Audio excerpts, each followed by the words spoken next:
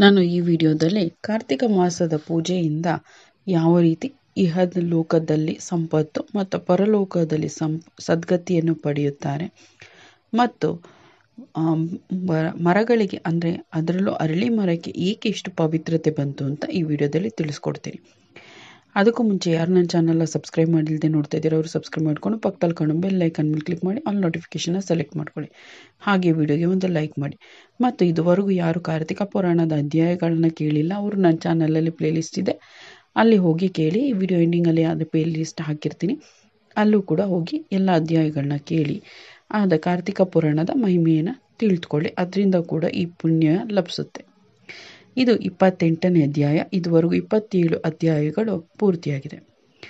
28ನೇ ಅಧ್ಯಾಯದಲ್ಲಿ ಸೂತ ಪುರಾಣಿಕರು ಶೌನಿಕಾದಿ ಮುನಿಗಳಿಗೆ ಈ ರೀತಿಯಾಗಿ ಕಾರ್ತಿಕ ಮಾಸ ಮಹಿಮೆಯನ್ನು ತಿಳಿಸಿ ಮುಂದುವರಿಸಿದರು.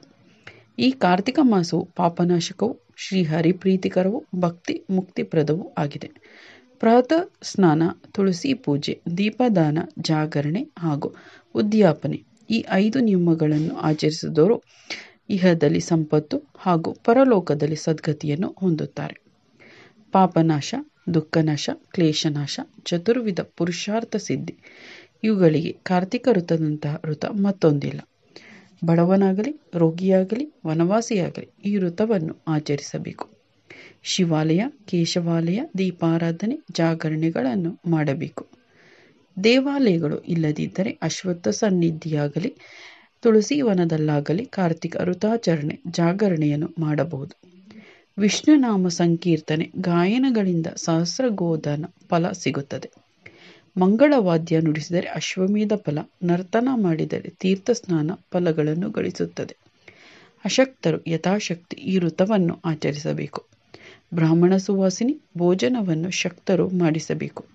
ಜ್ಞಾನಿಗಳು ಭಗವಂತನ ಪ್ರತಿರೂಪಗಳಂತೆ, ಆದ್ದರಿಂದ ಅವರನ್ನು ತಪ್ಪದೆ ಸಂತೃಪ್ತಿಗೊಳಿಸಬೇಕು. ಗೋಪೂಜೆ, ದೀಪದಾನ, ದೀಪಾರಾಧನೆ, ಅಶ್ವತ್ಥ ಪ್ರದಕ್ಷಿಣೆಗಳಲ್ಲಿ ಯಾವುದು ಸಾಧ್ಯವೋ ಅದನ್ನು ಮಾಡಬಹುದು.